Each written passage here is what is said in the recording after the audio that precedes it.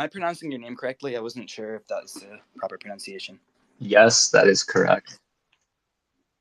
Awesome. Well, welcome to our podium. I'm happy to finally get you on here, and I'm excited to learn more about Metis. Awesome. Excited to talk a bit more about Metis as well, and excited to be here. Sweet. So I think we have the stream going. Acti, thank you for that. Community members, welcome. Good afternoon. My name is Noah, and today we are hosting the Metis ecosystem. Representing their team is Pavel, and Pavel and I actually got to meet at SmartCon. He's an extremely technical guy, very smart, and he's building some really cool stuff. I've been curious about the Metis ecosystem for quite some time. I've been hearing more and more about them. They're still kind of, well, I don't want to say under the radar, but relative to some other layer 2 solutions, maybe they are, maybe they might be, maybe they're not. Depends on who you ask. But I'm going to pass you the mic, Pavel. Before we get started, can you give us a quick background of yourself and how you made your way into the crypto industry and ended up building some of the amazing things that you're working on? Awesome. Thanks, Noah. So I guess a big question in terms of getting my background and story. Definitely, I'll start with like how I got into the crypto space. So in 2017, I started working for Crypto Chicks, and they needed someone that was more educational, technical. I was doing like a software engineering degree, and so I was like, I don't know anything about blockchain, but I'm gonna figure it out. And so I came in and from essentially knowing just, okay, Ethereum, world computer, what does that even mean? So I dug a bit deeper, did a bit of workshops, and basically gained a lot of the skills by just deep diving into how things work and trying to explain it best to people. So that's how I got really into more of like the technical perspectives, is just like doing workshops, finding out and then like explaining it in the best way. So from there, I got onboarded into Metis later on, and that was like, wow, over like a year and a half ago. So that was a very big step.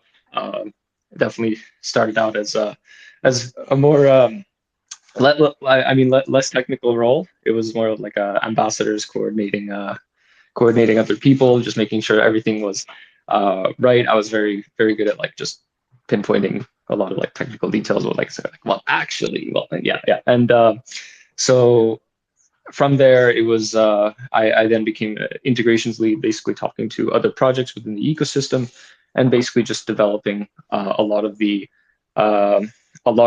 programs in terms of like programs and processes in relation to like the documentation and other technical bits of information, as well as talking to projects and figuring out what they're doing, how we can best help them, and sort of guiding them through the whole ecosystem and development process as well. So a lot of it has been just a very big journey from I would say like zero to now where I am right now, which is now I am co-founding a project related to DACs, which I can explain like in a bit more detail later on.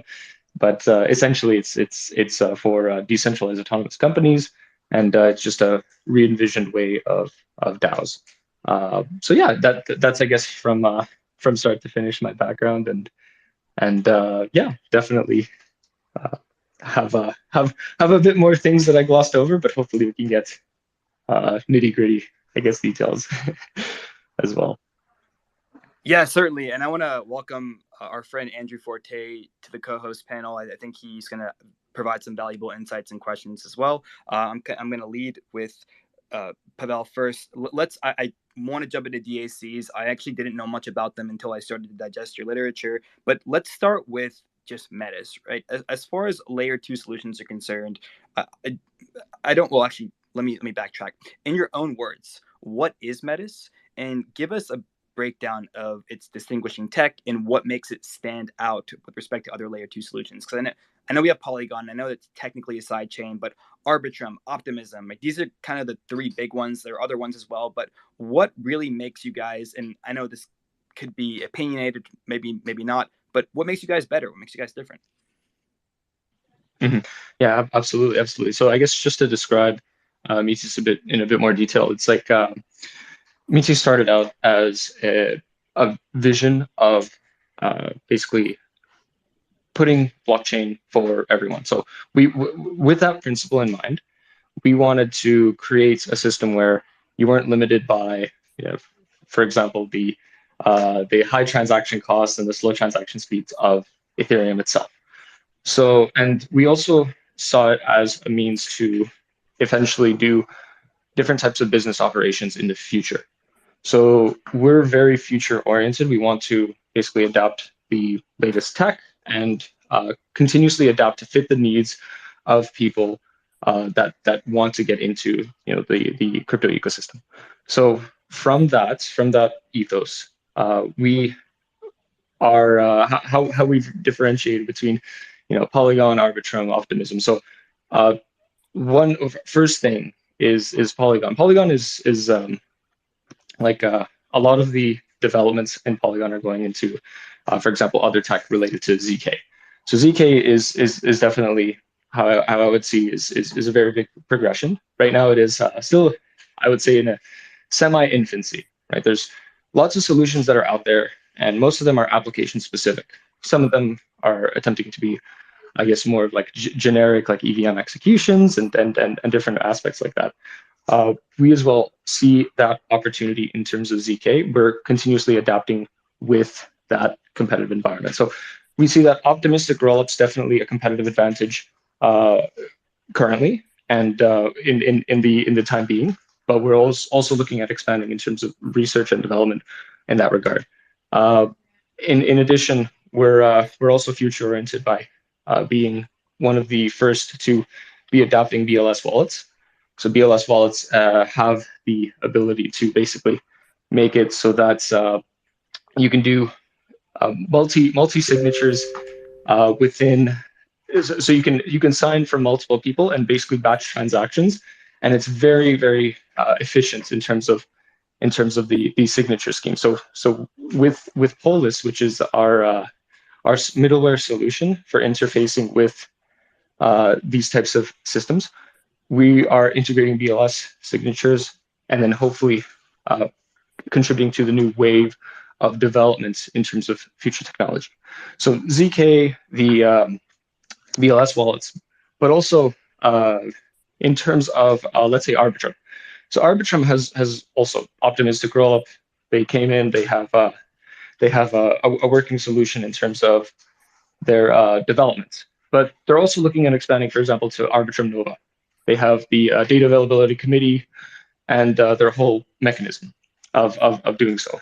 So we've actually transitioned over to being a smart L2, which is similar to a data availability committee, I think Arbitrum Nova. But essentially, it's with the cost reduction without that committee being present. So instead of a committee, we replace it with governance. So having the ability to, and I can I guess get more into detail and expand here, but I'll just do a brief overview. But essentially reducing the transaction costs even further by not posting all of the data on chain, but instead having the data off chain, but able to be brought back on chain at any point. So this type of technological innovation basically makes the gas costs very cheap, very so instead of paying like a few dollars or like other optimistic rollups, you pay a few cents from doing these types of operations. But if there anything that happens, anything that goes wrong, data can be brought back on chain. So similar principles to Arbitrum Nova as well. So we've adapted that function roughly in April, I think it was. So definitely on the newer side in terms of development, and it has been working for I think it's been 6 months. So as well in that regard. And for Optimism, so Optimism, they released their token, Optimism Collective. They're focused more onto the governance and operations of that. We've been focused on decentralization of the network since our inception. So In terms of decentralization, we have a concept called econodes. Econodes are these ecosystem-based, uh, they're ecosystem-based provisioners of services. So they can be anything from basically it could be a marketing arm, could be a biz dev arm, could be a development arm. They're basically like decentralized departments, but they also can be different types of innovative companies that sort of expand through the Metis ecosystem and sort of leveraging the community that's present within it. So how we're aiming to construct it is that we have through these ecosystem and nodes and econodes, we have the ability to basically construct through the DACs. We have the ability to have proposals being vote and sent to these econodes, which are able to better tailor their user experience to the community. So having that active pipeline towards other people so that the developments can be done in relation to what people want to see. So, and then having that being like an interconnected ecosystem where people can ask for services and ask for features to be done as well. So we're building out that governance system in terms of the econode structure, and part of that is sort of building up layers. So we have like a, for example, layer 2. So that's our Metis Smart L2. But of course, you need applications that go on top of it as well. So we have our middleware layer, which is Polis. That's for our like a smart wallet interfacing tool, which allows you to use your email and Discord accounts and Wallet Connect and as well as MetaMask to come in and sign transactions as well. So and then from that middleware you have our Matrix, which is our reputation power solution, which is another eco node, which basically is tied into more so credentialing, future of work.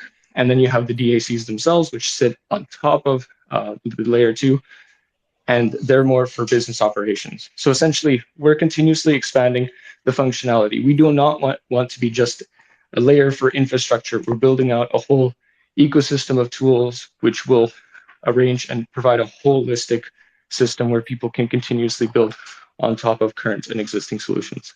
So that's, I guess, in short, how we differ from these other scaling solutions that are present. Okay, wow. Okay, so lots to unpack here, Pavel. Metis. So let's start with the packaging of data and storing it. You said off chain. Packaging the data, is that your storage layer? Yes.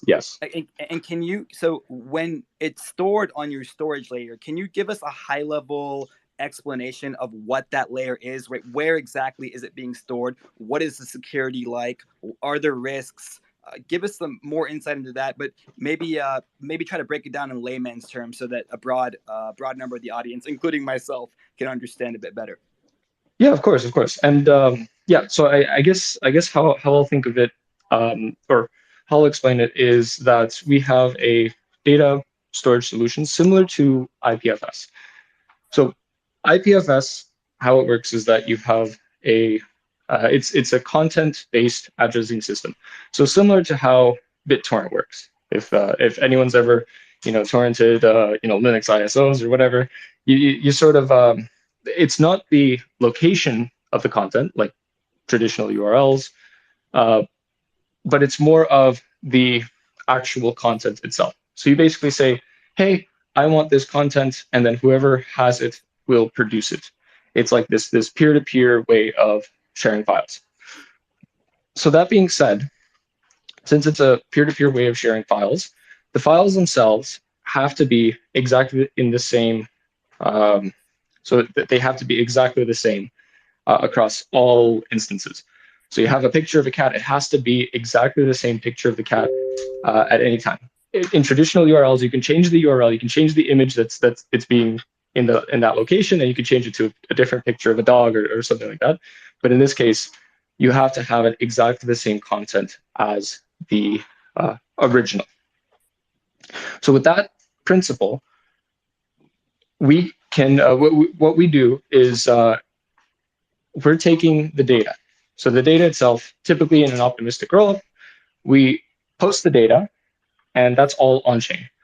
Now, in an optimistic rollup, when data is all on chain, um, it's nice to have, and it's good to have for example fraud proofs when you're coming in and you're executing all the transactions one to one, making sure that all the transactions are valid and the state is valid and everything is good.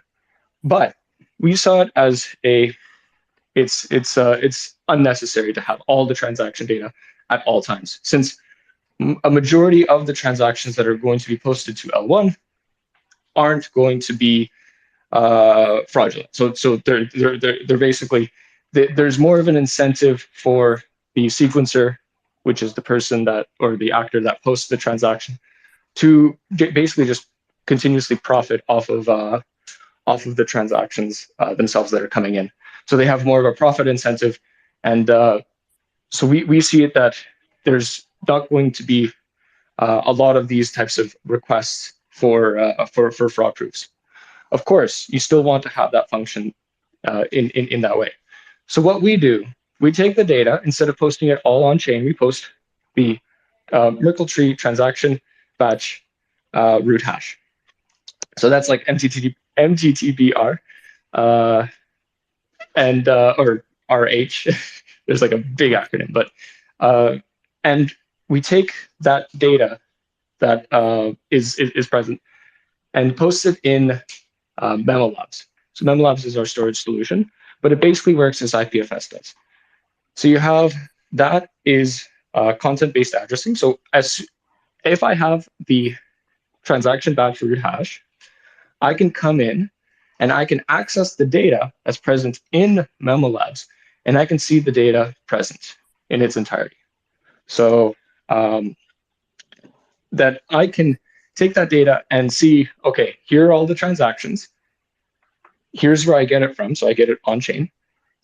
If there are any discrepancies with wherever the data is, so whatever the end result, for example, is like the end result of the state, I can bring the data back on chain, and because the data is back on chain, I can execute a fraud proof on it.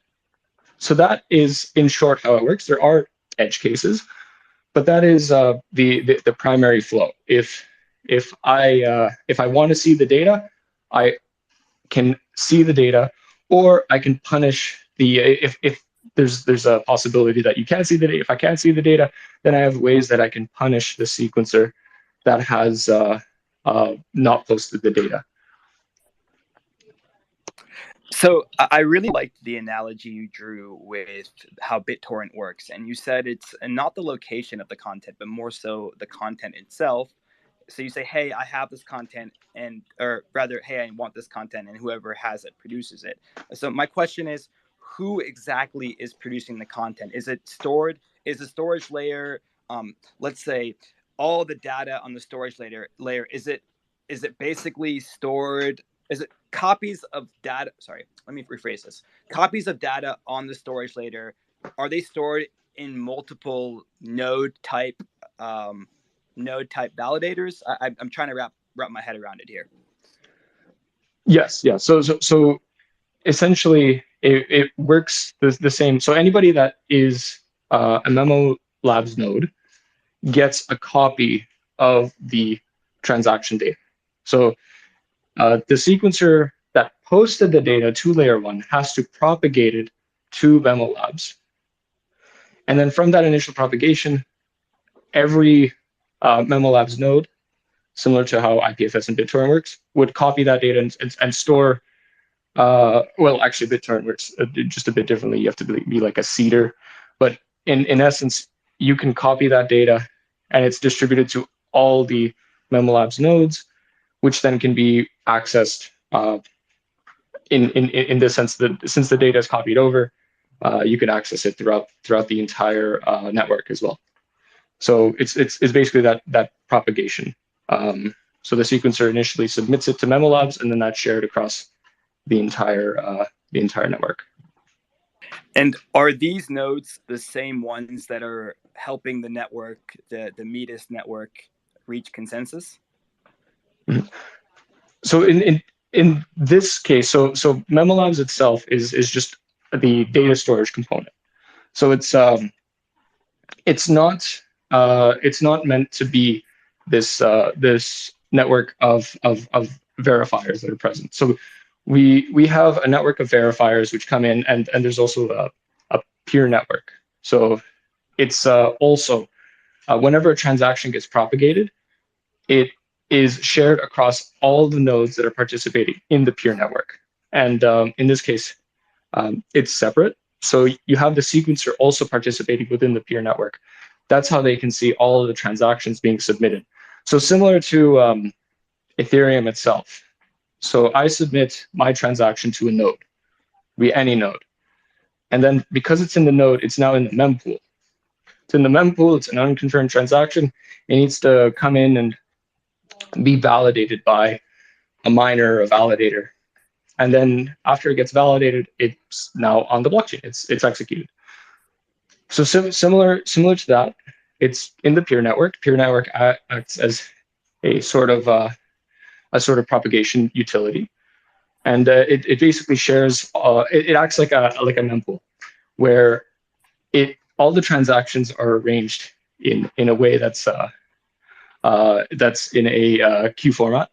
So the first transaction goes in, the first transaction that gets executed. At least that's how it's supposed to be. The sequencer can potentially rearrange the transactions. That's why, and then in those cases, there needs to be a way that you can say, oh, it's sequencer, you're not supposed to do that. But sorry, I'm going a bit off topic. But in terms of the data that's received, the ideal format is that the sequencer posts exactly the data that's present in that order. And then after they post it to Memolabs, they post the MTTBR, so the Merkle tree transaction batch root hash, and then you're able to basically access that finalized data. So I guess somewhat to the mempool, that data in like the peer network is not yet finalized until it's posted as a transaction to layer one. If that makes sense. Sorry if I'm Yeah, no worries at all. I mean, I really appreciate the thorough breakdown, and I'm taking notes here, trying to wrap my head around it as a non-technical person. But I mean, I think I get a general idea, and I was also so I was this kind of leads me into my next question. I was curious to know how can folks participate in the network, right? Do we need a certain amount of Metis? Are there software and hardware requirements? Give us some more insight into that, please. Yeah. So currently, I think the values have changed. I'm not on the node team that's actually running it, but I do know at least in my I do know the hardware requirements because I also ran a node myself just to test it out and have it have it's essentially you just need right now 8 gigabytes of RAM to run the node itself.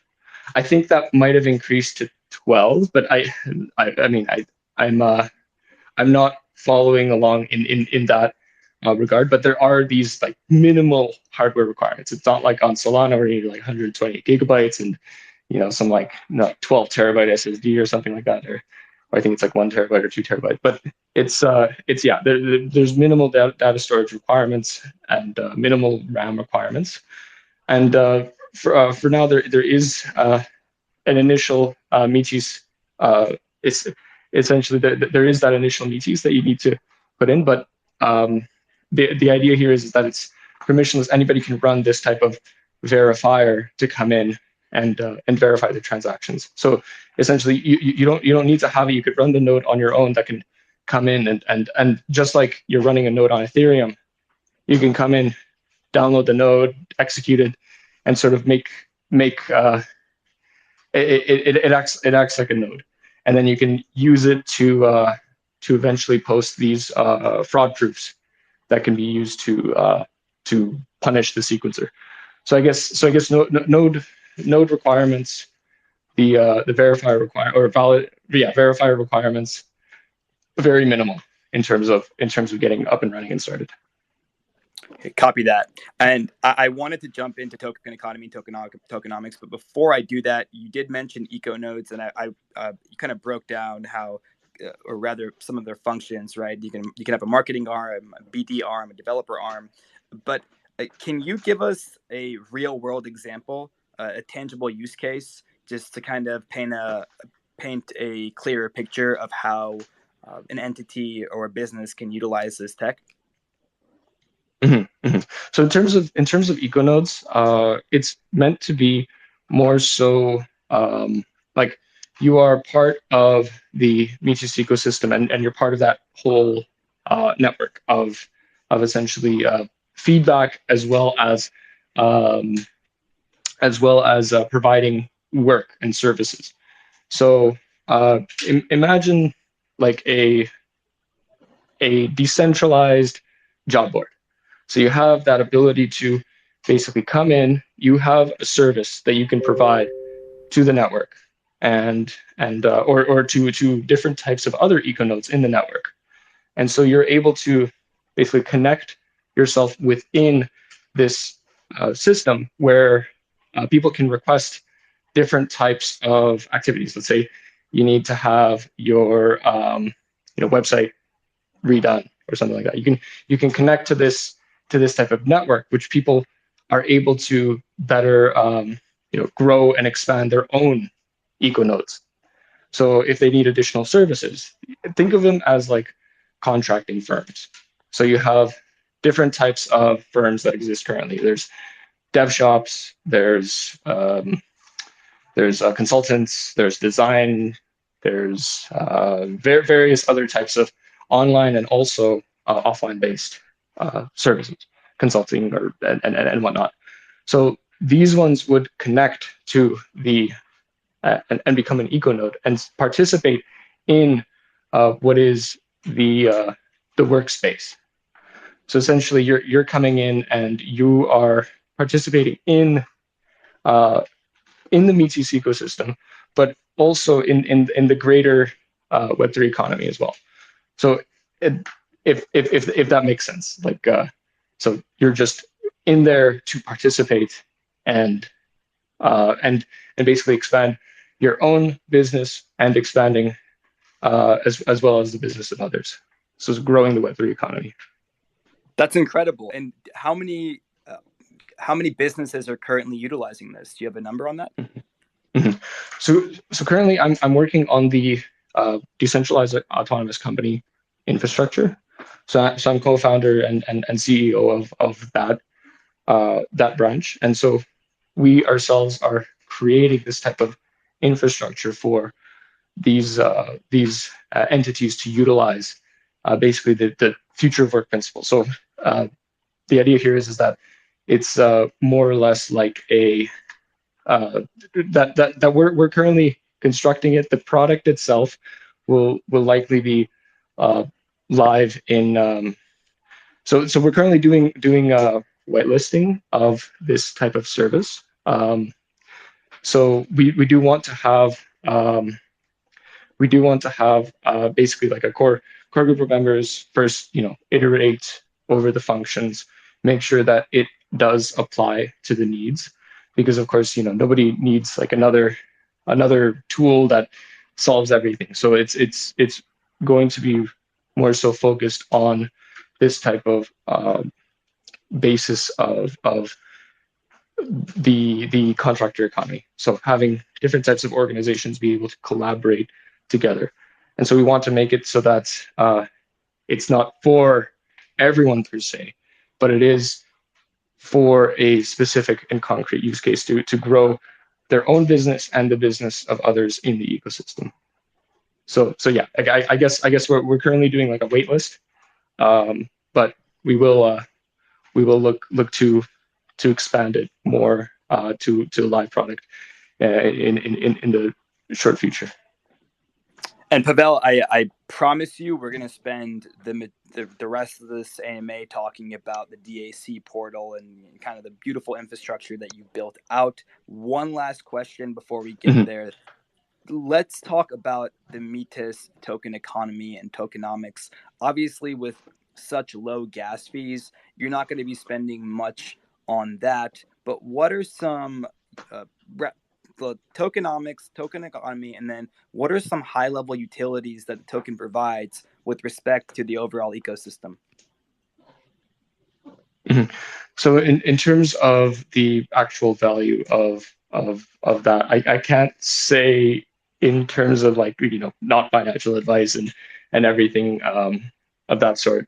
So I can say just from a utility perspective, Metis itself is the gas token of the Metis network. So that is you utilize it as a gas token. So, like Ethereum is, or sorry, Ether is the gas token to Ethereum. Metis is the gas token to Metis Andromeda. We're also looking to have it be involved in these type of econodes governance. So overall protocol level governance will utilize the token itself. So it's both a gas and governance token. So that's the overall utility of the Metis token, and how it will be used in the future is particularly those two use cases.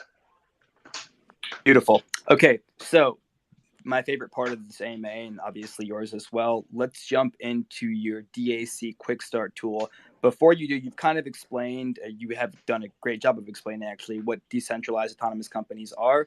But if you wanted to expand upon that a bit more as the co-founder and CEO of the DAC portal, go ahead and do so now. But let's jump right into it from A to Z. How does the Quick Start tool work? Mm-hmm. In terms of the actual process, so right now we actually created a early stage version of the DAC roughly a year ago. So actually, today is the anniversary of Metis being live for a year. So it's been a whole year of operation. So it's definitely been a very good in terms of this whole evolution perspective. So in terms of the initial launch, so initially the DAC was used as more like a way that you can come in and you can stake tokens, and then it's meant for liquidity mining. So that was the initial inception. People created their DACs, people staked tokens, people liquidity mined. So that was demonstrating some of the functions that were released in version 1. Version 2 is what we're currently working on, and that relates to more of that econodes and future of work. So how this relates is, or how this quick start is, it's meant to connect directly to Discord communities. So the problems of starting a DAO, or no, the problems of maintaining a DAO, right? You have a DAO, you have a community, you have people that are involved, but you can only have involvement for so much before people start going like, okay, well, how do I make money off of this? How do I do things? I need to have the ability to come in and like I want to contribute, but I don't know how. I don't know where. I don't know if there's this is the right time. So as part of the quick start tool, so I guess I wouldn't call it like a quick start, but actually in part. So since it connects directly with the Discord community, we're able to basically generate a membership list directly from the members of Discord. And so having basically access to your own personal DAC, and then be able to, within your community, assign different tasks and assign different payroll mechanisms to those tasks as well. So giving a more sustainable and transparent view on the operations of a DAO, and making it so that there are people that are assigned accountability of different types of various types of what was it accountability of different types of operations that they would do. So in this way, it's similar to how um, a project management tool would work, but the main differentiating factor, right? There's other project management tools. Why can't I use a project management tool? Well, there's all project management tools currently that exist aren't Web3 native, so they don't really attach to addresses. They don't play nicely with with like MetaMask or any type of other wallet interface. Uh, but in this sense, there's also maybe DAO communities are small, they want to grow, but they need specialized help in order to do so. So connecting it all together, you need to hire specialized people to do specialized things.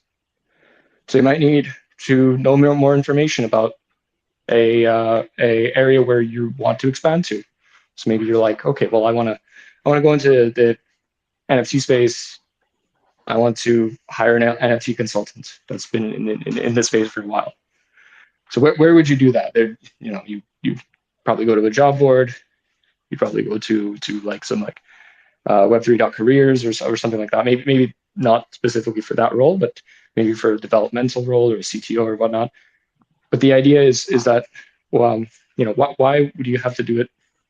I guess from the traditional Web2 way, which is give me your resume, give me all your uh, give me all your credentials, and then like we'll evaluate it. You'll share it to me on like a Google Drive and whatnot, and then we'll do things. So we want to create more of a Web3 native way to facilitate these types of interactions, and not just through resumes, right? Not just through these types of send me your LinkedIn, send me like all these things, but we want these types of work history, work profiles to be tracked directly within the platform. So you have that work experience that you're doing. So when you initially onboard a person, you can see how much work that they've accomplished throughout the period of time that they've done it, and then how much experience they collected, what their attestations are, and then you're able to assign different types of badges based on performance, based on work history, and then that sense you have more of a decentralized LinkedIn where it's more like peer-to-peer LinkedIn. So instead of saying like I am this person, I have this experience, it's more like other people give you the experience that you have, and other people give you those attestations based on the work that you've done. So that's kind of the quick start and summary of how everything is to function. So having that place of just continuous job creation and value add. So I can certainly see tremendous value in being able to build out a DAC, especially if you have an idea from scratch, right? The infrastructure you guys provide is undoubtedly superior to a lot of what's available today. I know that one of the missions at Metis is to help Web2 companies make a jump or bridge to Web3. And I'm curious to know, with respect to DACs, what are some early use cases for Web2 companies that might want to bridge over or come over and leverage the this new technology, right, and everything that comes along with it, whether it's for finance and payroll, HR and operations, and even reputation power, which you've hinted at, but I would like to expand upon here in a bit as well. Mm-hmm. Yeah, Web2 is a large part of what we're doing. So Web2 is we see there's really no difference from how things could be done in Web3 and how things are currently done in Web2.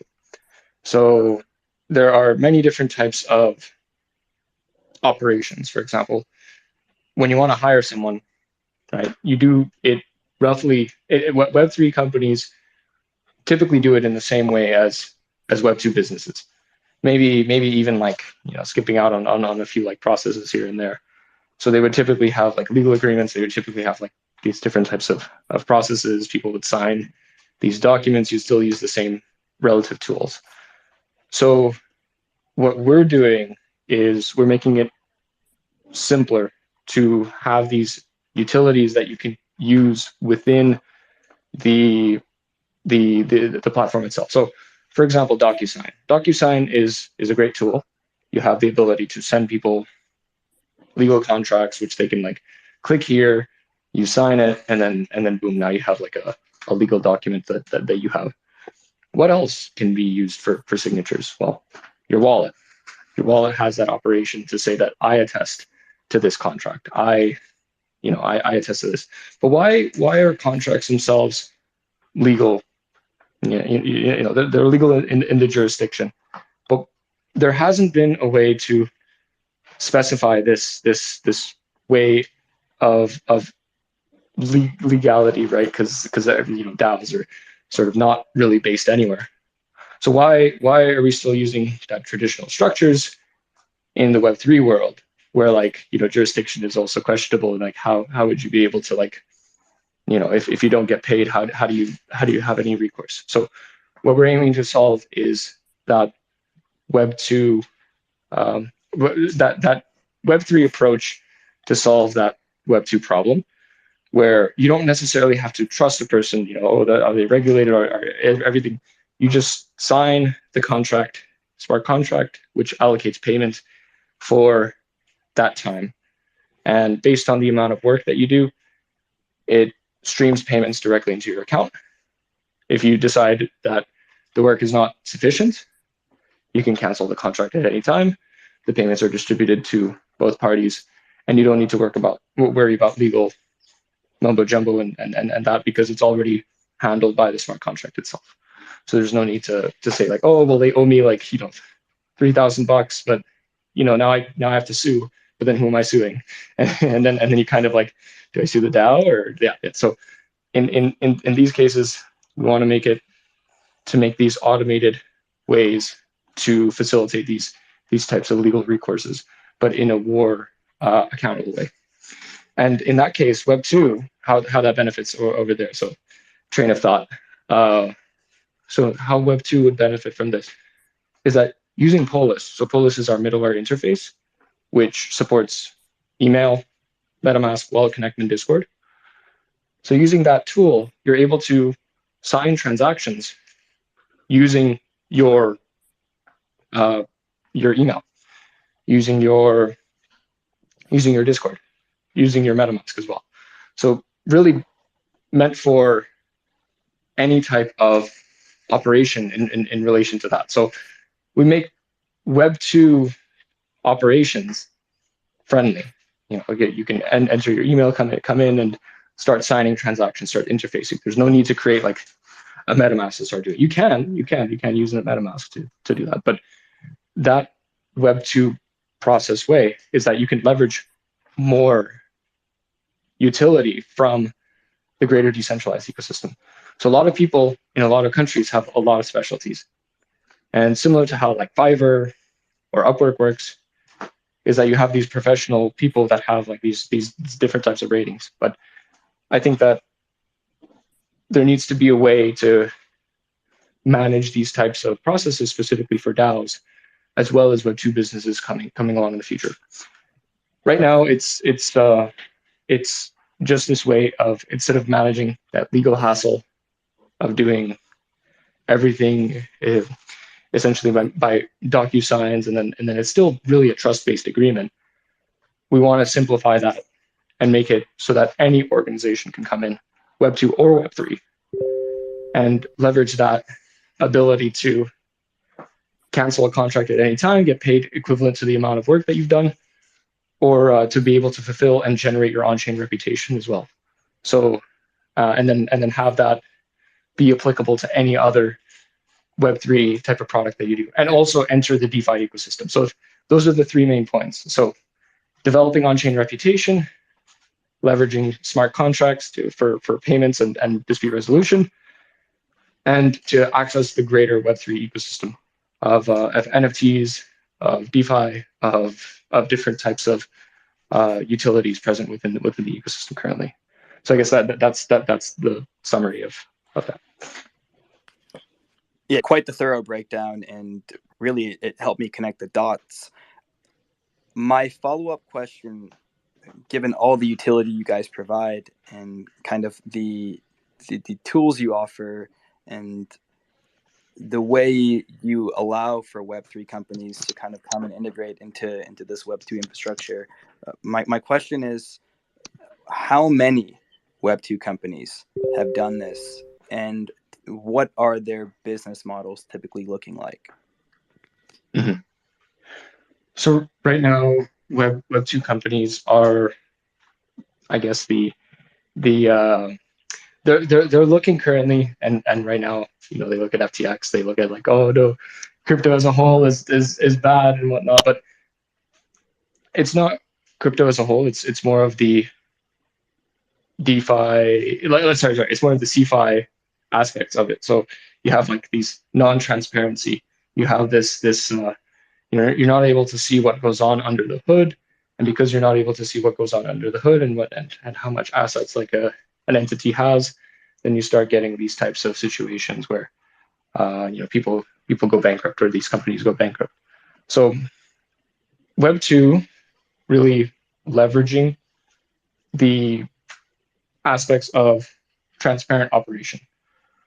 So Nike, for example, right? Nike launched their NFTs, their collections, Tiffany as well, launching their NFTs, they're launching their collections, right? That's their extent of Web3, right? They just launch NFTs, and then they're like, oh, well, I can't really leverage the utility of it. I just launch my collection, collect the money, and then that's it. But what we're seeing is it take a step in the next direction, where what if instead of just, the end result is to sell your NFT and then, withdraw the money immediately, is now you can have the asset stored in your account, in your we're using Gnosis Safe, by the way, on the treasury management side.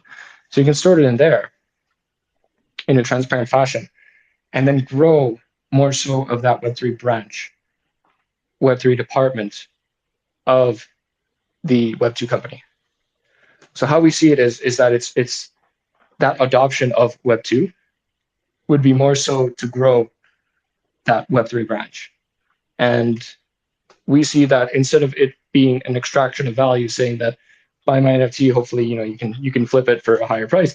And then like that's really the end result of the economic impact. It's now that they sell their NFTs, launch their that economic start into Web3, and now they can retain and do more so these sustainable actions to continuously grow their own business as well as grow the Web3 community. So that's how we see it's more so that win-win. If we can get these Web2 businesses to stick around, to continuously explore and experiment by giving them the tools and resources that they need to be sustainable within the environment, I think that they will stick around. Right now, they're like, okay, well, I got my crypto in my account. I don't know what to do. I don't know, like there's nothing else I can do. Like I'm hiring everyone, I'm doing my payroll all in Web2. So why do I need to have that money still be in Web3? We want to give them the opportunity to source contributors and really have that same model of, I can hire people, but I might not be able to hire them in this traditional way to do this traditional management, but I know that these people have experience based on the previous contributors' past experiences. And then you can start this new type of Web3, maybe metaverse branch for Nike or Tiffany's. So you have these different types of Web2 systems that can now retain value and grow that Web3 piece. And really, companies think about three different things. It's how to make money, how to save money, and how to attain a sustainable competitive advantage. And that third piece is what our value proposition of the DAZ framework is. And what we have is this beautiful hybrid fusion of Web 2 and Web 3, which I really think is going to be the future of this industry across multiple niches and sectors. I I really love the way you break things down, Pavel. You do it very thoroughly and very calculated, but you also articulate it in layman's terms, or at least for me, it makes it easy to understand. I know you're such a technical guy. You mentioned DAC mining a bit earlier. Can you give us some more insight into exactly what that is? Yes, yes. So that was version one of DACs. So initially it was just to test out that it's to give people an incentive to create the DACs, try it out, and see how it's simple to just create your organization, start engaging in DeFi processes. So that was the initial inception, and that was more like liquidity mining. So it's essentially giving people rewards to use the product. Just have this sense of like you have that ability to basically come in, use it, see how it's done, and we wanted to show the simplicity of it. So that was the intent, but that's not the end result. The end result will be to take that concept of simplicity, where okay, well, you don't just have to stake it in this. You can stake it in a urn vault. You can come in and start using a DEX. You can come in and engage in a convex system. So you have this ability to now engage in common DeFi processes because of simplicity to create. So that was really the mode or the inception, is just to demonstrate the ease of use. But right now we're looking at expanding it into more utility farms, because already DAOs and DAO tooling, they already support that type of functions, right? You can start up your Gnosis safe and you can enable a safe app on, for example, Aave, and you can stake, or you can deposit some amount of liquidity and start earning directly from your Gnosis safe. So that already exists. But where we see it is that it doesn't exist in that holistic sense, right? It exists in part, right? But when you're coming in, you're starting out your Gnosis safe, right? There's no real reason to do so, reason to continue, unless you have like a substantial amount of funds, or if you're a fund manager and you're coming in and you're like, I'm going to exclusively focus on DeFi. But when you're a company like, you know, Nike or Tiffany's, right? You might not want to add in that like complicated process, but instead you might want to do more so hiring, more so that day-to-day operation. So it's we wanted to demonstrate multiple use cases within this structure, so that you could say that I can run my business and also manage different types of treasury activities directly within a single platform. So that was really the intent, and so we want to continuously demonstrate that value as well. So before we wrap this topic up, Pavel, is there a cost for all of this? No. So the cost itself to create a DAC, well, I wouldn't say no. There's of course transaction fees. So that's like the primary, like if you want to create anything on chain, you have to pay that transaction fee. But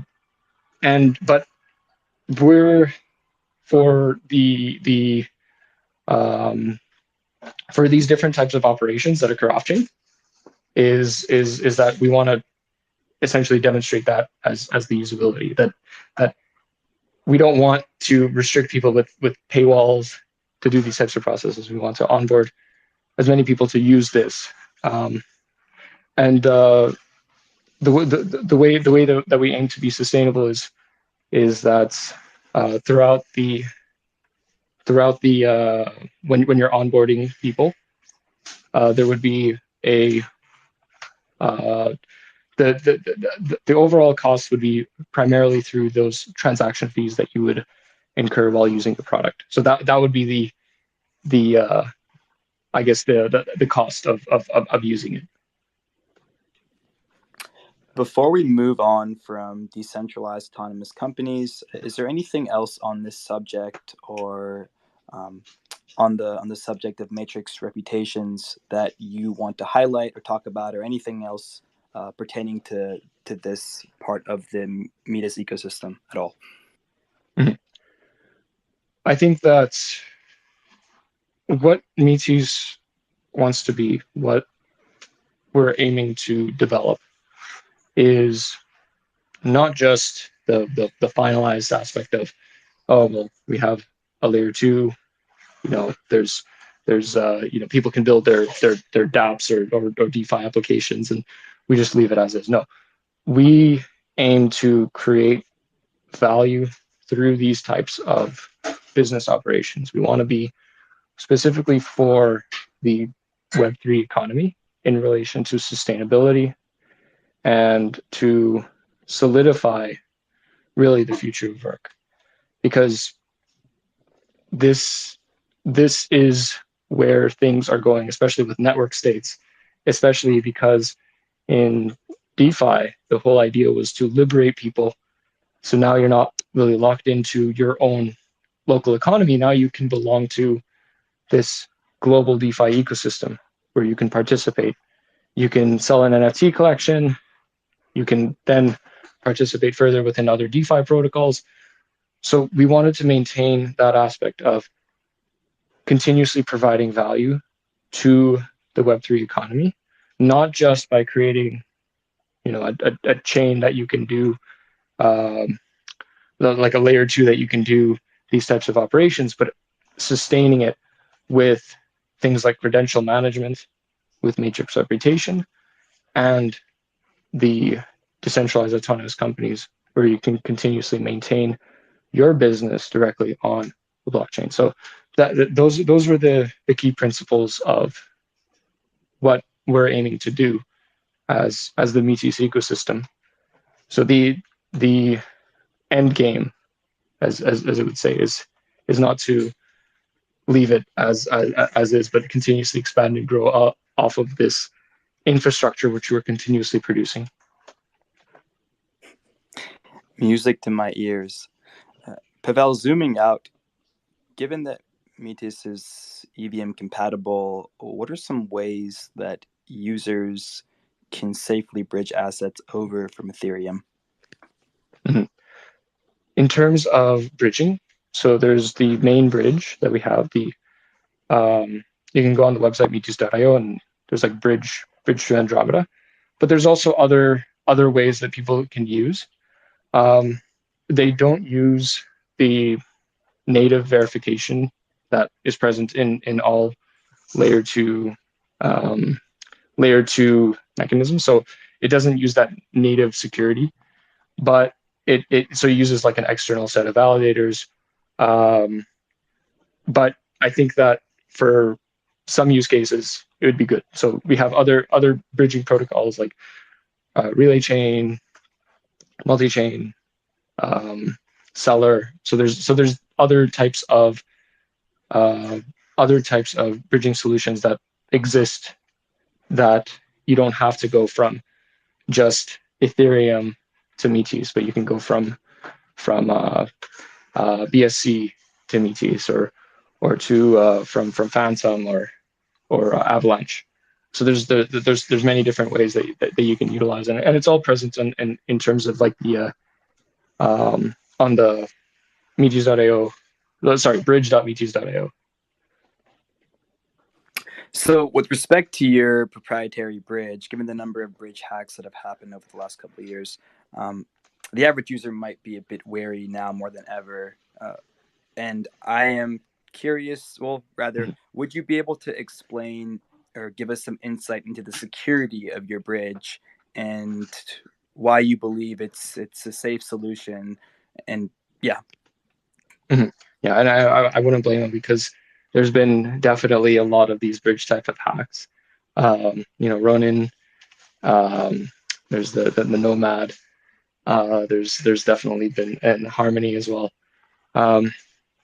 So just just so that to basically state the the bridge security. So what we're doing is that we're taking the bridge itself, the mechanism itself. So it's natively secured by layer 2. So we have the similar security mechanisms as Optimism itself, as well as Boba. So it's that it is secured by the protocol that's currently in as a Meteor Smart L2. So it's natively verified rather than having reliance on external validators. So that's the primary difference, is because that there is that native verification, and the implementation of fraud proofs will happen. It's as soon as Canon is released, we have the mechanisms in place to adopt all of the mechanisms as well. So in terms of bridge security, it is the same as Optimism, and in terms of the native verification, and we are, of course, very focused on that aspect. We know that low cost, high speeds is part of the current value proposition, but also security is why we inherit from Ethereum and the decentralization of Ethereum as well. So, but yeah, currently layer twos, or these different types of protocols around on training wheels, as Vitalik mentioned, but the current ways of expanding is definitely, like, we're in the right direction. Similar to Optimism, is there a waiting period to bridge back to Ethereum? 7 days? Correct. Yes. So that's where the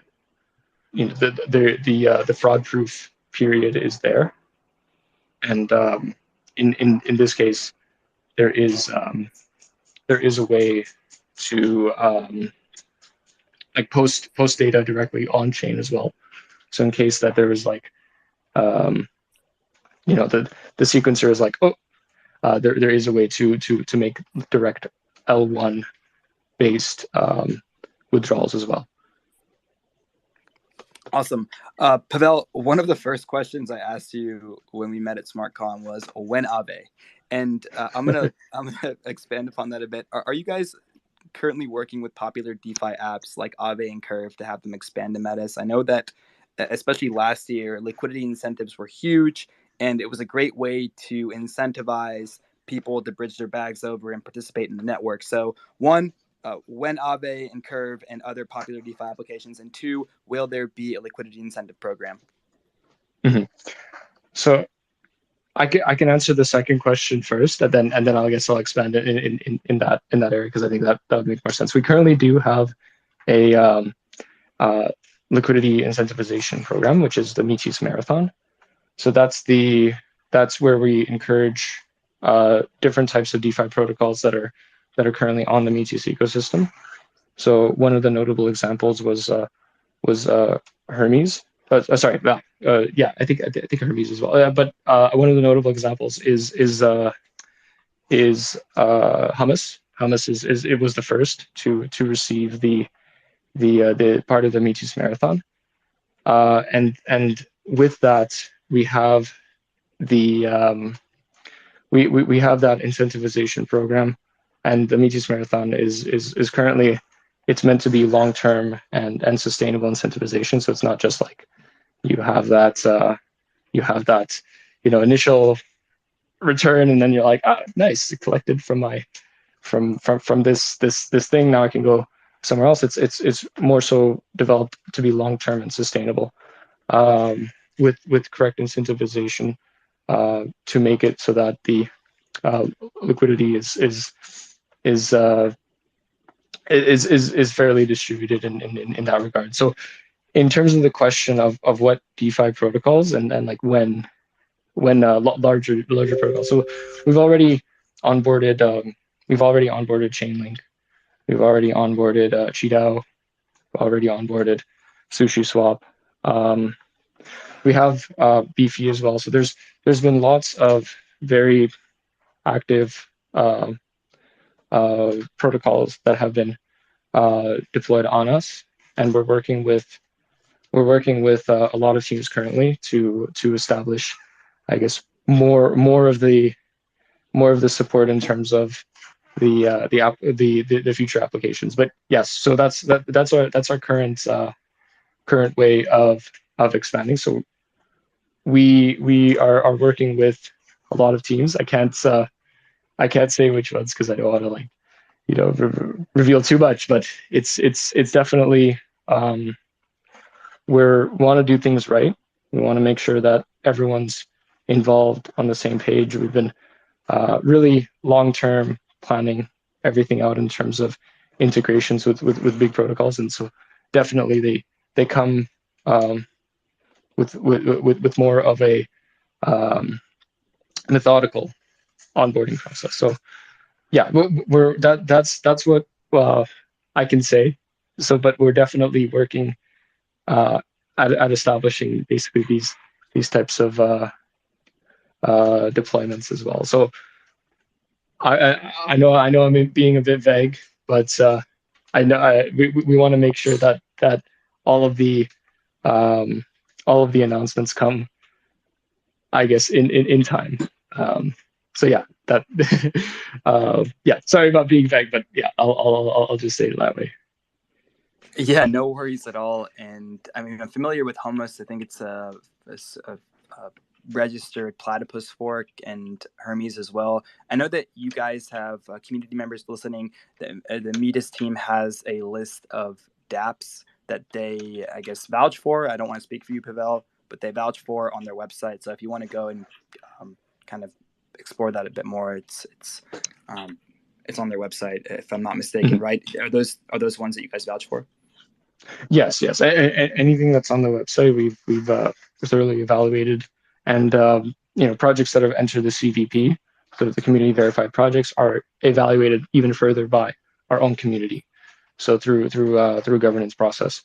So they're go through like a double verification, I would say. So definitely would encourage everyone to check those projects out, and definitely want to encourage, of course, do your own research, have your own look at the documentation, make sure that like everything is audited, do your due diligence before just going in. But yeah, that's definitely like we have core players in the ecosystem that we've really established good relations with. So definitely want to tell people to check out our website with the ecosystem partners, and you can definitely see like a lot of the very high quality projects that have come.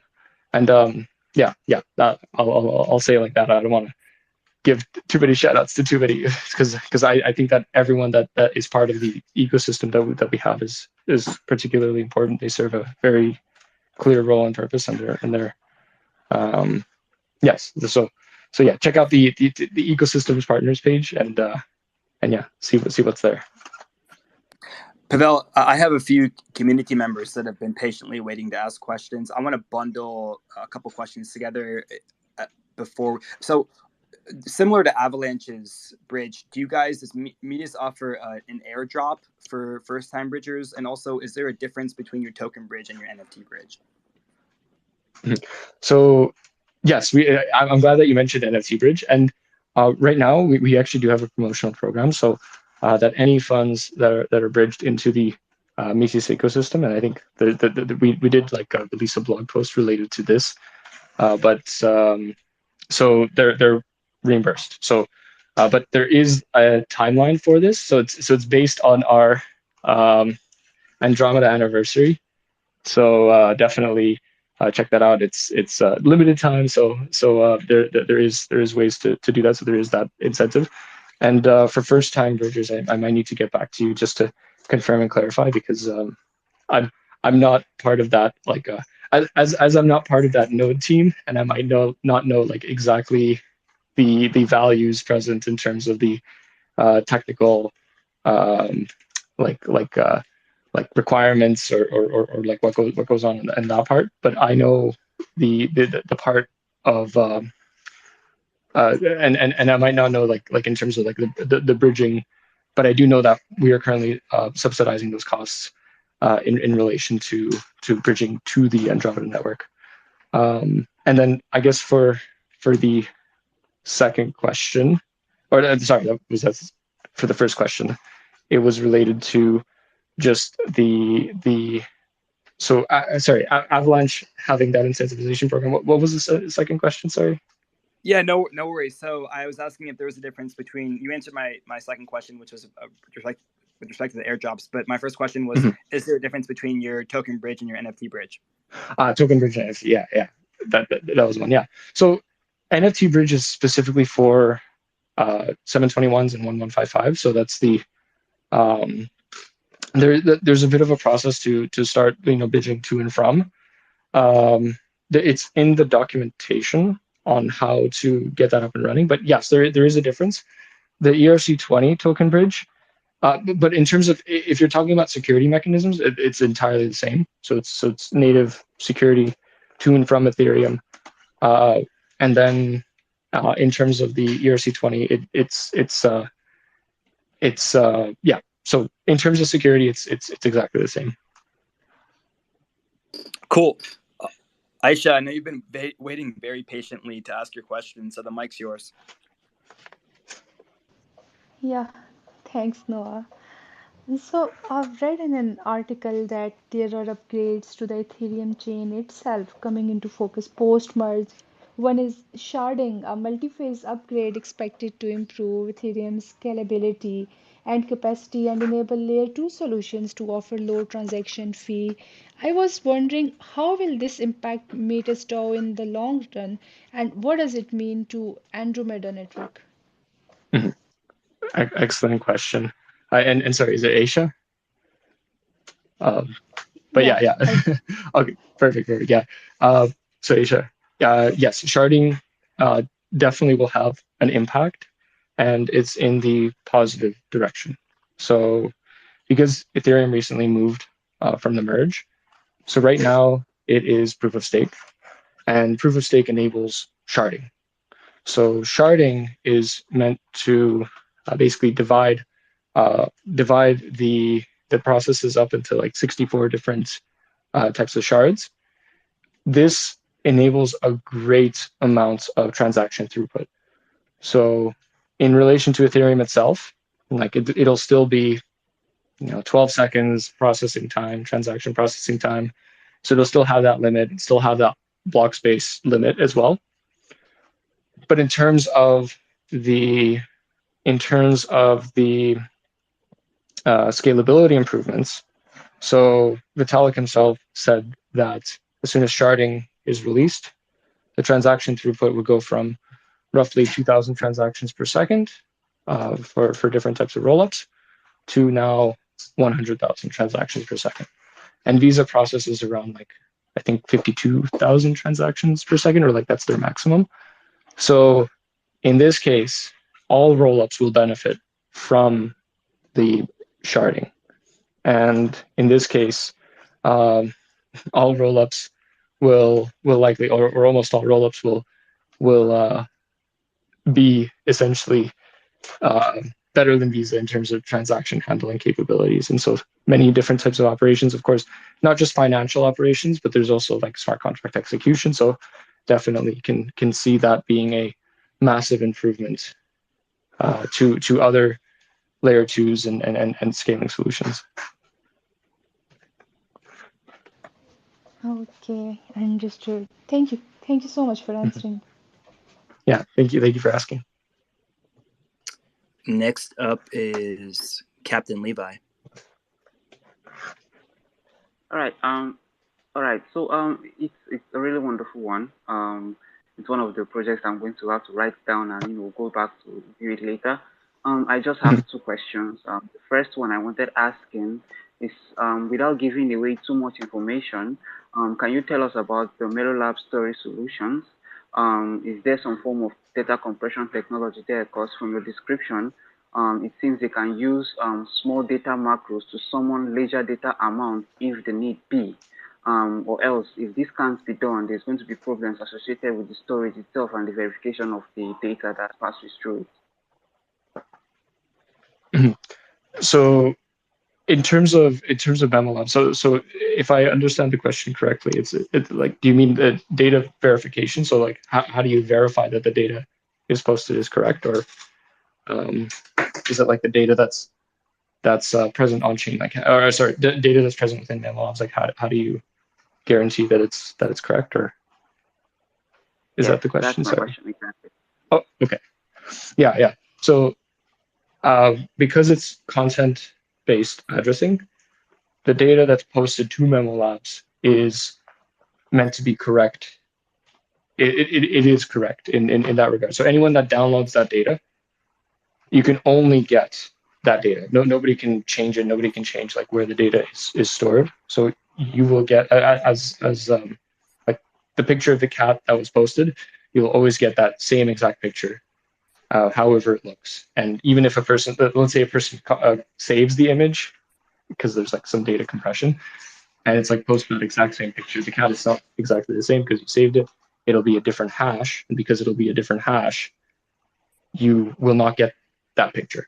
So if that makes sense, so if I post all of the transactions on MemoLabs, they won't be completely verified. Like they if I post all the transactions in MemoLabs, and then I post something different as a sequencer. So let's say I post a different type of root hash as a sequencer, I won't be able to find that data that was posted. But if it's on chain and the sequencer posted it, and then someone's trying to look for the data and they can't, and they see that it's missing, then there are processes in which the sequencer can be punished for essentially withholding the data or creating that error. So either way, the sequencer is at fault in those cases. So either I can find the data or I can't. Does that answer your question? Okay. Yes.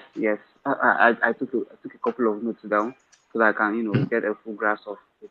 Okay, so I actually heard you say in the AMA, what happened if anything happens that the data can be brought back. While this is highly unlikely that it will happen, what factors do you consider during the process of the data transmission? And is the process automated, or is there a team on standby to analyze and verify the process surrounding the event? I mean, you just talked about the sequencer just now. Yes, so that's an excellent question. In terms of the process behind it, so because the sequencer posts the root hash of the transaction batch on chain, I, as a verifier, can come in and download that root hash that's present on layer 1. I can go into MemoLabs and I can say, hey, what are all the transaction, what's the transaction data for that root hash? Now, there are two separate scenarios. I just talked about the first one for my first example, but the first scenario is that I find the data and then I see all the transactions that are present. The second scenario is I don't find the data. So in which case, something is wrong. So the sequencer likely did not post the data that's located in the MemoLab storage. So I, as the verifier, come in and I ask the sequencer, hey, sequencer, post the data on chain. So I make a request on L1 to make the sequencer post the data on chain. The sequencer has right now a 24-hour period where we're looking to decrease it because 24 hours is a long time to wait, especially for data verification.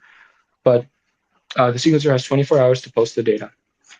If the sequencer cannot post the data within 24 hours, then the sequencer gets flashed and they get booted off the network. Then if the sequencer does post the data, then the data is all present on layer 1, and it's the same as an optimistic rollup where you can see all of the transactions on chain. So in this case, data is, in essence, the worst case in this case is that data gets brought in on chain, and both the sequencer and the verifier have to pay a transaction fee for that. So that's where but again, the scenario where the data is not found is negative to both the verifier and the sequencer.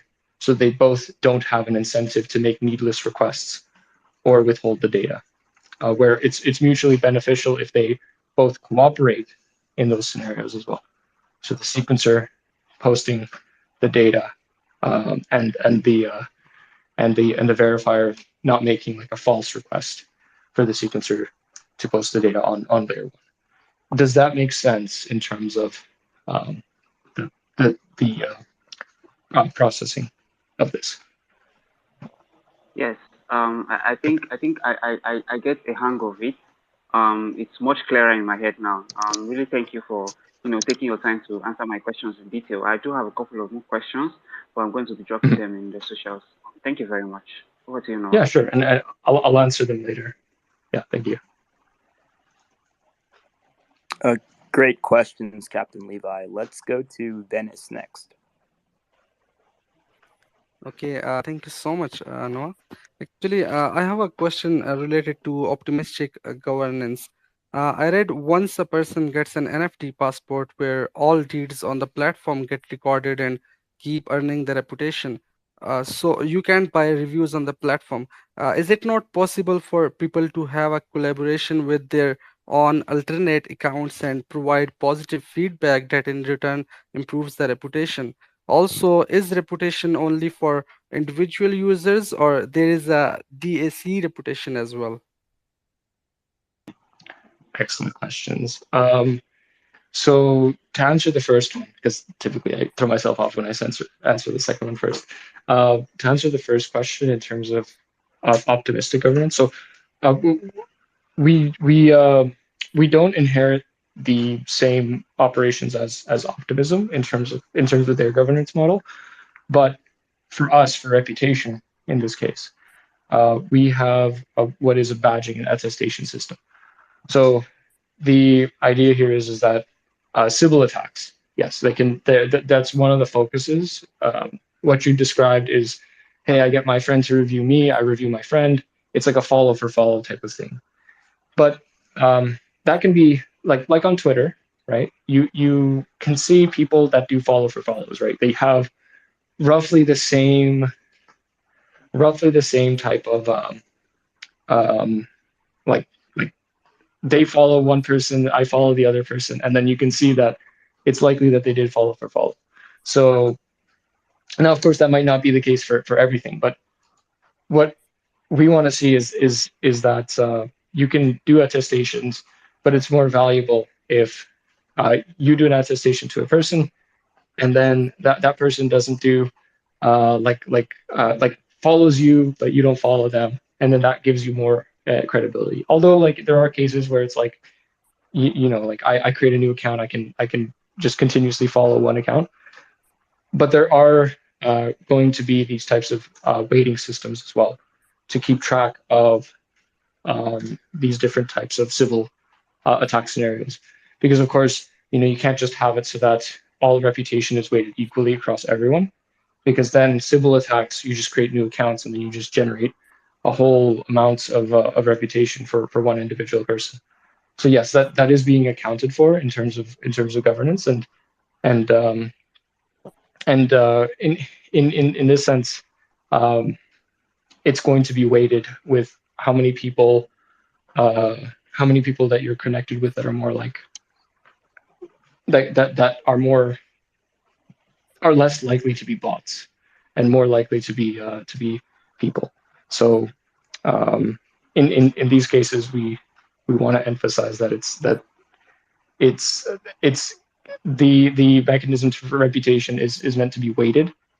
So it's not just meant to be taken at like, oh, I got 50 reputation points and then that's how many that I have at the end result. No, it's going to be weighted with the person that gave you that reputation as well. And so the second scenario is that will DACs have their own reputation? And yes. So how it's currently working is that you get badges through Matrix, and then you're able to take your badges and you're able to attest a DAC with it. So the reputation that you collected previously, you can basically say that this DAC, this decentralized autonomous company, is legitimate, and I give them this badge to attest that they are legitimate. So it works as you collect, for example, like like different types of badges within Matrix, and then you basically give them.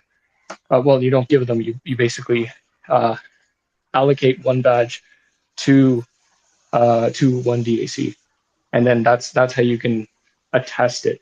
So similar to how platforms like Glassdoor might work, although Glassdoor you can sort of create an anonymous account and do this. In this case, you have to earn that reputation badge beforehand before you can attest it to some DAC, if that makes sense. Yeah, absolutely. Thank you. Thank you so much for answering my question. Yeah, thanks for asking. One last panel question, and then I'll wrap things up, Mr. Rahmat. Yeah, thank you, Noah. Okay, so I've read on your Medium page that MetisDAO Foundation has initiated Metis Africa. So I want to understand that what problems are you looking to solve in Africa through Web3 innovation and adoption, and how are you planning on reaching to the communities in Africa who specifically don't have access to the internet? And also, you are creating any job opportunities for the local? Mhm. Yeah, but very good questions. Yes. So we have participated in Metis Africa, and that was a very successful event. We had our community lead come there as well as our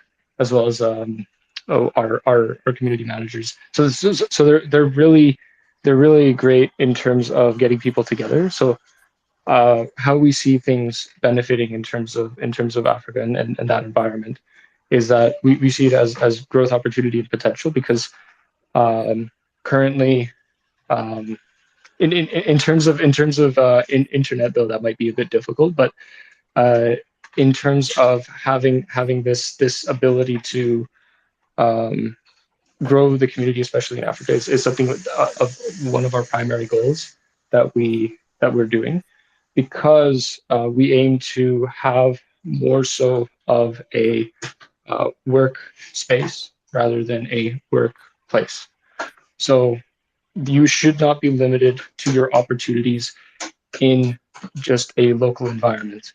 You can be you can have that option to go and expand to different areas, and um, I think that giving that opportunity to people anywhere in the world to come in and essentially you essentially grow the amounts of what people can do, and what they can grow in the future in that regard. So in terms of benefiting in terms of benefiting Africa, we are looking at ways that we can create more opportunities into the internet native space.